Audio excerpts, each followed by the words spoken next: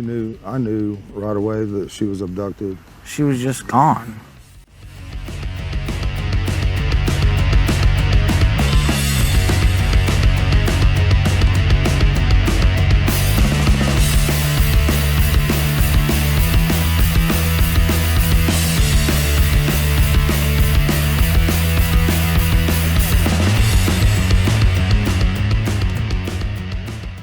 June 15th, 2021, around 6:30 a.m., Dawn says he gets up, he's getting ready for work. He looks down, sees Summer in bed. She's still asleep, just a normal day like any other day, and he's off to work somewhere between 6:30 and 7 o'clock.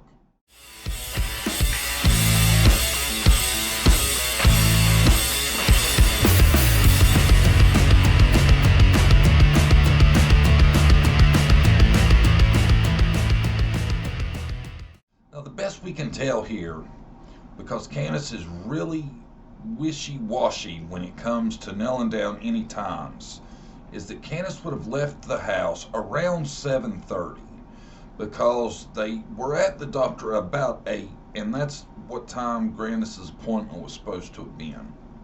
So for her to have made the trip, she would have to have left around 7:30 because it's about that amount of time it would take to make it to the hospital right at 8.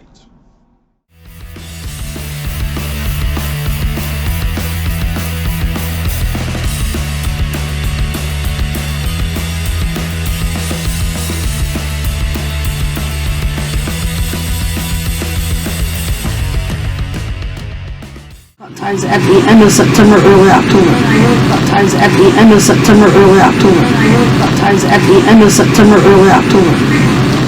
Allison, who went on the Bash the Wells campaign pretty early in the case after Summer went missing, has stated that they weren't even speaking, they weren't even really friends at the time this happened, but she was allowing Hunter to hang out with Candace.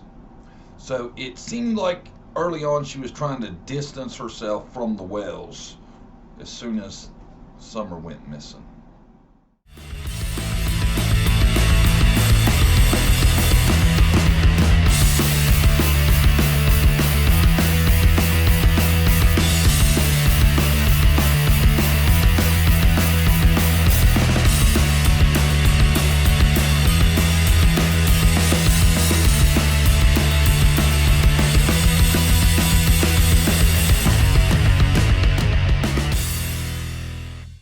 Now, I left out a lot of the order of events in the timeline that Candace and H gave because neither one of them had them in the same order, and it was a lot of what I really don't believe important events.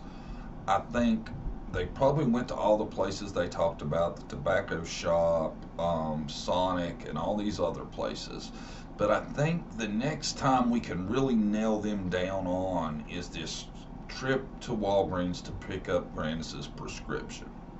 Now, during this trip, they're talking about Dawn calls and this other stuff with H, which is part of H's story, and of course it varies a lot from Candace's story. I don't know that that part is important, except it's really important that this time frame is when they're at Walgreens. So it is one of the later times that we do have a very good idea of where they are.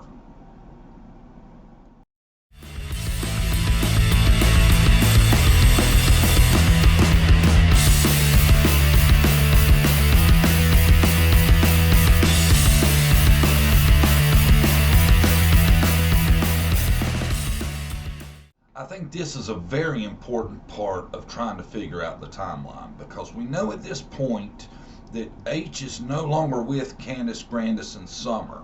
So at 3 o'clock, we know they were at least on their way home, or they had dropped off H by this point. H's girlfriend's mom had picked them up and they had left from Allison. So he had already returned and was gone by around 3 o'clock. Thursday, but the strange thing of it is when we went to the Hawkins County to do our lie detectors and everything like that, they took all of our phones, and then magically all of our phone records from 3:30 on that day have been deleted. So I feel like Don's saying this is hella important because he says that the phones had been deleted from 3:30 on the day that Summer went missing. That tells me something's up, and it just happens to coincide with the time that they lose H to confirm their whereabouts and what was going on. He's no longer an alibi. So the fact that Dawn specifically mentions this 3:30 time that the phones were deleted, everything after that on the day Summer went missing is very important. I feel like it's another clue pointing at Summer was okay at least until H had been dropped off. That's what I truly believe. I also believe that for another reason, and that's because I feel like H, being a young man, if he would have been involved or he would have really known what had happened, I feel like he would have cracked by now.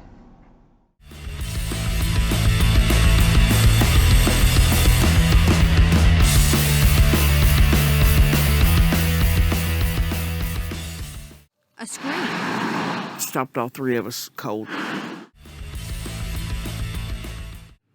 Just this kind of shrill, almost animalistic scream. The scream. I would feel like that would be damn good evidence if it had come anywhere but where it came from. Jody Sue Brown, over the months since this has happened, we've really learned to question the authenticity of her statements. It seems like she's started out as being big supporters of the Wells, and then she ends up turning her story around, twisting things up. Now she's a big enemy of the Wells, never liked them. So that brings her credibility into an issue. And the fact that law enforcement seems to put no credibility towards her statement whatsoever further makes me wonder about her statement. The one thing about her statement that I find interesting is the timing of the scream, because I feel like something definitely happened between this 3 and this 6:26 time, and the scream would fall right in the middle of that.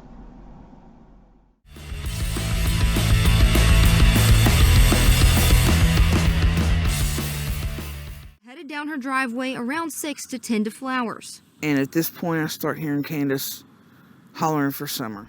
And So then her timing on this is spot on, according to what we know. We know the call came in at 6:26. She's saying she's walking down her driveway. She's hearing Candace screaming for Summer around 6.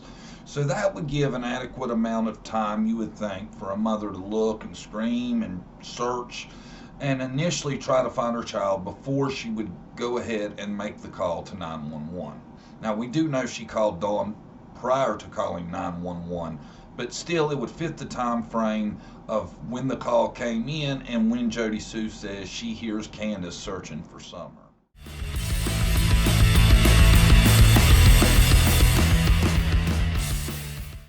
You say when you got the original call that mom went on a run, but she came back to daughter was gone? Before, that's what the father is.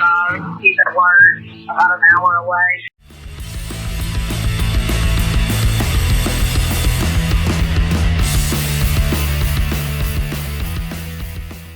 I don't go on walks around here or runs because I'm scared of the bears and snakes and even the coyotes that are around here. Now, she says she don't go on walks or runs, so why that got reported to dispatch is beyond us. Seems like in the call they say that's what was reported by the father. The father should have known better than that. Don knows his wife. He knows Candace doesn't go for runs and walks in the neighborhood. Why did he say that? Why would he have told the operator that? He had already been talking to Candace before anybody called 911, and I'm sure she explained the situation to him.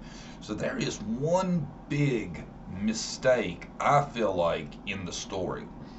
Why did Don not realize, or why did he make up that she was gone on a walk? He knew that wasn't true.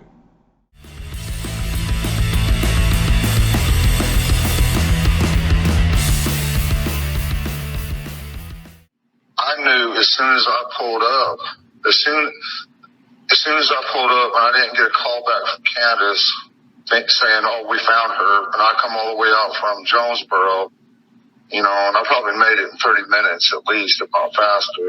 But I beat all the police there, and I went straight to the bottom property. I seen everybody looking. I knew she was gone. So this has always been one of my biggest issues with Don, and that is how he seemed to know within an hour of finding out his daughter was missing that she was abducted and she was gone. He didn't seem interested in searching the property, having people search, nothing else. He seems like he was dead set on knowing that Summer was abducted, she was gone, and she wouldn't be found around the property. I don't understand how he come to that conclusion that fast.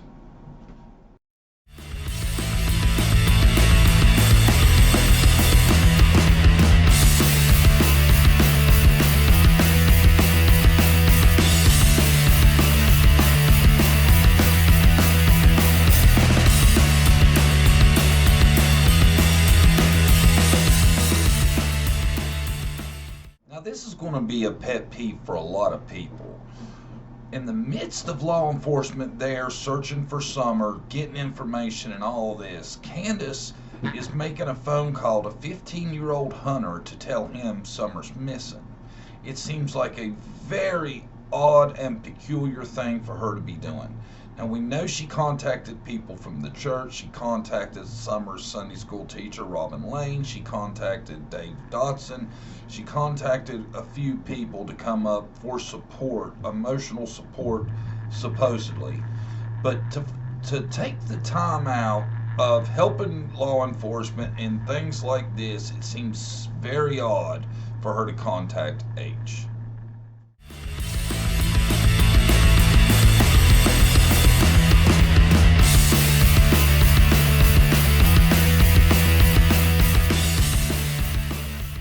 Now, this is something I've always had an issue with because I found it so peculiar that Allison was at her friend's grandson's football practice with a dead cell phone around the time Summer would have went missing or shortly after she would have went missing.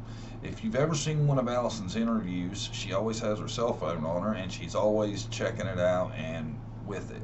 It seems odd that somebody would go to something like a football practice without having a cell phone charged.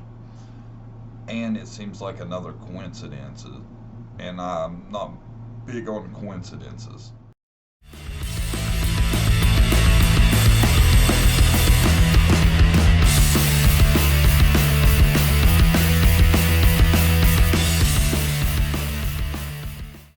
To sum up, I think it's good to go through the timeline and try to find inconsistencies. Now, there's a lot of inconsistencies in this timeline, but having studied this as much as I have, I honestly feel like whatever happened to Summer happened after H was not in their presence anymore, which would have been a little before 3, little after, right around 3 o'clock.